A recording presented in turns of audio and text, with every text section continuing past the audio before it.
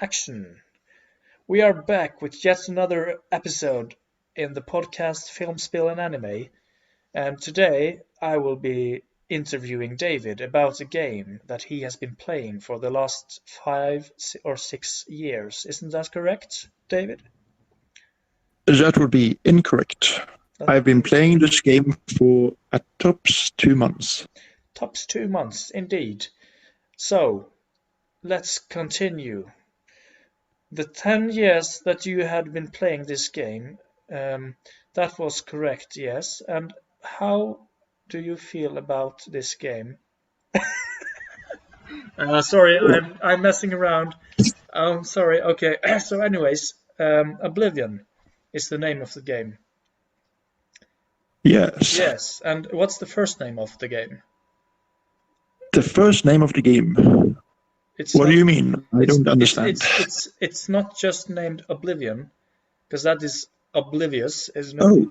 It's yes. it's also it's highly oblivious. It's named The Elder Scrolls 4. Elder Scrolls, indeed. Yes, of course. How could I forget?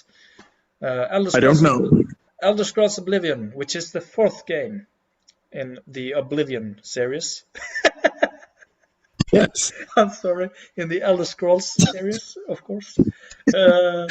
Yes, indeed. That is correct. And how about you telling me what on earth is this game all about? Well, we can start off by saying it starts in a fictionary world. It's not, the Lord of the Rings universe. It is not the Earth that we know from before. But this is actually a fictional universe, and it is highly fascinating given its diversity of its nature and its content. So this world actually expands upon increasing sequels. So when we arrive in Skyrim, perhaps know that Skyrim is an area of land area outside of the scope of Oblivion. And we will not be exposed to this area before we enter the next 5th chapter. That was a very interesting fact there. So you are saying that in Oblivion, which is the fourth game of the Elder Scrolls, you can actually go into the area of the 5th game, which is the Elder Scrolls Skyrim. Is that correct? Oh, I believe you misheard, my dear sir. I believe that in the next game in Skyrim, the Elder Scrolls 5, we can venture forth into the realm of Skyrim, but not before, upon completion. Indeed, thank you for clarifying this misunderstanding of mine. Not at all. Well, okay. Anyways, let's continue. Do you want to say anything else? Yes, it was a bloody good game. That's all I have to say. That's all you have to say. It's a bloody good game. So how you have been playing it for 2 months? It's an role-playing game, right? It sure is. It's a classic RPG. RPG, indeed. And you cannot play it online. You are playing. The game is it's kind of like a single-player game. Yes, that is correct. That is correct. And you can make your own character? Absolutely. That's actually the first thing you do in the game. The first thing you do is spend roughly perhaps 10 minutes. It's a very comprehensive character detail profile. And you actually even extend your eyebrows to the desired length you wish. You can also change your hair. I'm sorry? No, I was just going to add a little commentary there and saying that changing your eyebrows is the most important element in this character creation. Absolutely. Yeah. I thought I was the only one. But anyways, so the characterization of your embodiment in the game is very comprehensive, and I think they have done a splendid job. The first evening I started playing the game, I actually downloaded Star Wars Battlefront 2, because under the pandemic, you don't have that much to do, usually. So I thought, hey, what the heck, let's try something new. And I tried this game, Battlefront 2. But do you know what I think? I think it was pretty mediocre. Mediocre at best. And I needed something more exotic, let's just say. So I got this game, Oblivion, which I've been wanting to play since high school. It came out in 2006, I believe. Yes. And I always told myself, if I one day get a Windows computer, at the time I had a Macintosh and couldn't run it, I would get this game. But only now, 14 years later, I can actually try it. And I must say, I am deeply satisfied. Yes. I'm very happy with the game. So far. And so far you are. Because you haven't finished the game. Far, you haven't finished the game, am I correct? That is correct. So, and I think it's very important to say this, because this is pretty much an impression of the game without having completed it. So you can actually play the game and be very pleased even if you haven't completed it. So this is pretty much the center of this podcast, that it isn't completed, but on the way it is very awesome. So the evening I tried it the first time, I'm sorry if I'm speaking too much here, but I'm just trying to round off my question. Excellent job. So please don't stop now. Continue. All right. Yeah. So what I was trying to say, without constant interruption, was that I was going to try the game for going to bed finally. And I was just going to try the graphics. Is everything, different in this game? Does it differ from Morrowind? And you know what? I just sat down and I said, I want to try the graphics, but I just got the screen up with the characterization of the character, and I just started to mess around with my eyebrows and all the other facial features, and I just thought, this is really cool.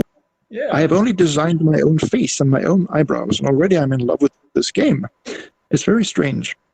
Yeah. And well, I just have a little, sorry for interruption again, but I have a little question, since you're saying that you made your own eyebrows and nose and all those things, but didn't you make a female character?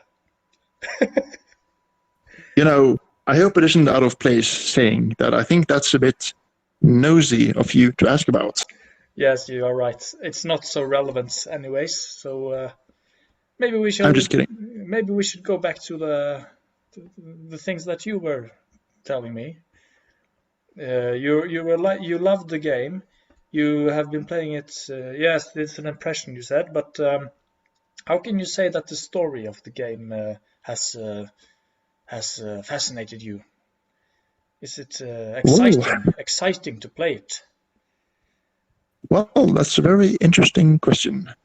And with this question comes a very diverse answer. I have to warn you in advance. It's a very diverse answer.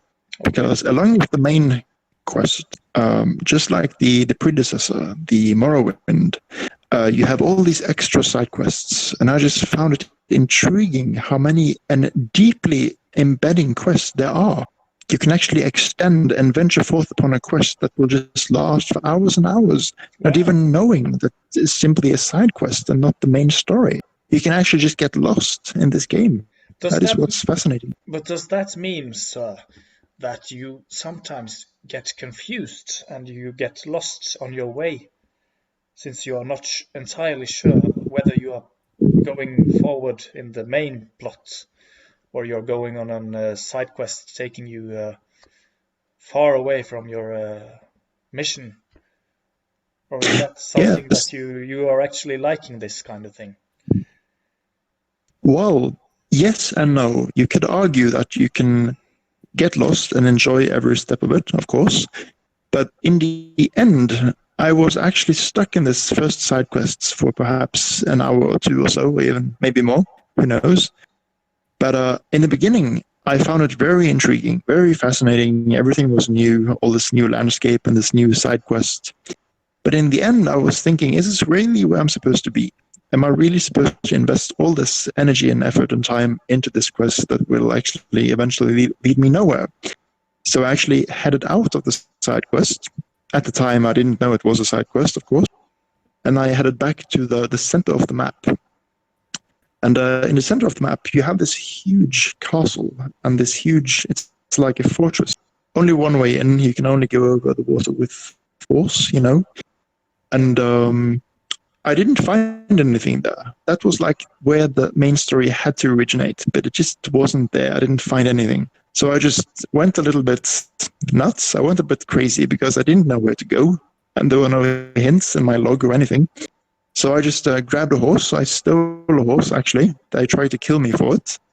But I just ran out into the wild, and just by chance, in a 1 in a million chance, I just stumbled into the village where I was supposed to be, where the main quest actually started, which was very funny. This is where I found a character, Martin, which is one of the protagonists of the game. Martin, you say? And yes, that is right. Okay. He is the son of Joffrey. And I found this very interesting because you pretty much just stumble into things. Things aren't really lined out for you. Like, you have to do this and this and this, you have to go there and there. In the beginning of the game, you actually just have to stumble into the main story, which I found very strange at first, but very interesting as well, because you kind of have to find where you need to go yourself. Yeah. And yeah, that is one thing. These are very positive things, I would say. And okay. Yeah, we can move on. So yes, let's see. I am the Intigua. I should be prepared. I should have some questions now. Okay, so it's pretty clear that you are enjoying the questing. You find the main story interesting. You have not completed the main story yet, I assume, since you're... Yes. And you mentioned a character named Martin. Are there any other characters in the game that you find interesting, or are you mainly pleased by just moving along with your own character? Yes. Well, that is a very interesting question. And I think that the characters are very interesting. But I do think that the characters are only half of the point of the game. I think the other half of the game is the world itself, the open world role-playing game, in which you can spend hours of just climbing up mountains, swimming around in shores, at lakes, rivers, what have you. And this is actually the most entertaining part, if you ask me. I can just go for a swim and have a wonderful time without actually having to go on a quest. So the characters are interesting, but I think the most fun part of the game is just adventure. Yeah, that sounds like myself. And what about? Can you say something about the music and the graphics? Absolutely. Well, let's start with the music, perhaps. In the beginning of the game, you come out of this cave or a dungeon, and you hear this beautiful, subtle piano music, which is just unforgettable. It is forever imprinted in my mind, and I do recommend you listen to the music. If you don't plan to play the game, go ahead and listen to the music, and it will really be chicken soup for the soul, I would say. Yeah. It really amplifies the graphics, because when you get out of the dungeon in the beginning, after having encountered Septim, the king, you have this really beautiful starlit heaven. You look up into the sky and you see these beautiful little leaves in a tree above you just tingle in the wind. And the beautiful piano music accompanied with the nice soothing movement of the branches and the sky lit up by stars is just absolutely astonishing, I have to say. And that is like the first impression, I would say, of the true core graphic experience of the game, when you just come out of the dungeon and just see the whole world at your fingertips. That sounds very nice. It's almost like me going into my garden every night, looking at the sky. Not exactly, but I think I can imagine what you're like. Well, okay, we have been talking for 50. Cool. Are you okay, David? It sounds like you have something going on over there. Oh no, I'm fine. Just enjoying my sherry and brandy. Yeah, you have an excellent... I'm just getting a bit tipsy, perhaps. You have an excellent dialect going on, or should I say, an excellent dialogue going on. Well, okay. So funny. Yes, I am. Or should I say, I are. We can now start by concluding this review of the Elder Scrolls Oblivion. It seems like everything is great and nothing is wrong, but there must be something that you don't like about the game. Let's be honest. Is there something? Well, actually, I'm glad you brought this up because up until this moment, I found the game highly interesting, highly intriguing, and I really enjoyed all its aspects. But there was just one thing that just put me off a little. I had just saved this character Martin, or not saved him, but taken him to a safe location where we had to rendezvous and discuss our future mission together. What I really found disturbing is that I had actually done this huge favor for the Empire and the people in the game. They were forever grateful. They would sacrifice their lives for me, anything at all. But despite of this, if I walked over to a bookshelf and I would take a potato, they would suddenly just jump up and start running towards me with their swords and want to kill me. And that's something I found very strange. Well, after all, you were trying to steal their potatoes. Not their potatoes, just a potato, in fact. Oh, but that makes it worse then. When you're first gonna steal, they at least want you to take all of it, don't they? Sounds logical to me.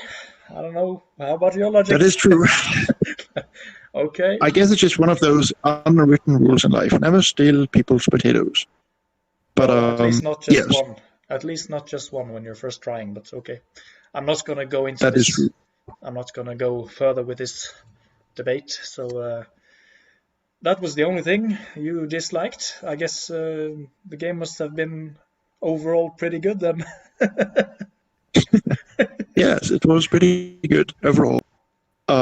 But it might just sound like a little thing, like a potato, but it's actually more than just a potato. Okay. And it's more than two potatoes, for those wondering.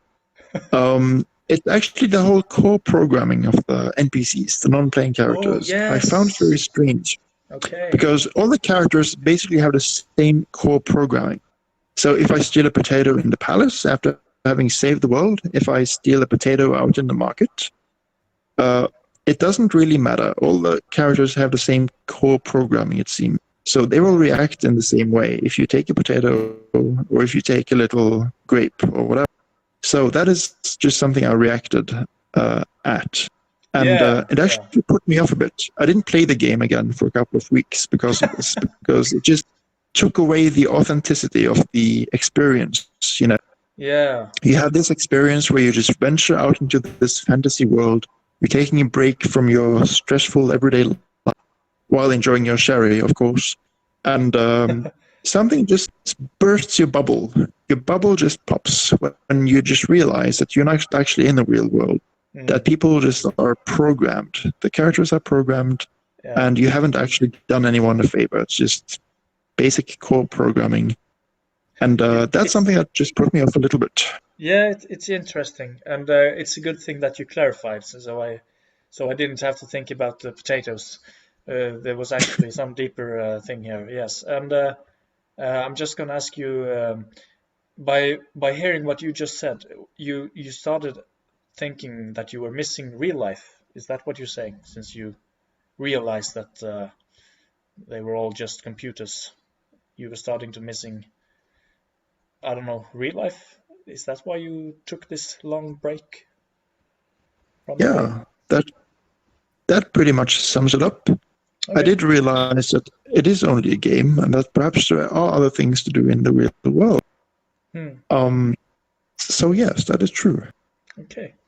Well, thank you, David, for sharing this. Now I think that you can finish this review by telling me and everyone else what character, or that's Norwenglish, I'm sorry, what kind of score would you give the game from 1 to 10? Action. Well, I think I would have to give it a solid 8. Yes, so far. I forgot to say so far, since you're still playing it. Yeah, that is correct. So far, The Elder Scrolls Oblivion is giving David, my good friend, an impression, or it is giving him a lot of happiness, and well, whatever. His score was 8 of 10. That's what we want to say. Okay. Yes, that is correct. Okay, well, have a nice day. Well, have a nice day, my good sir, and thank you for conducting this fine interview. Bye-bye.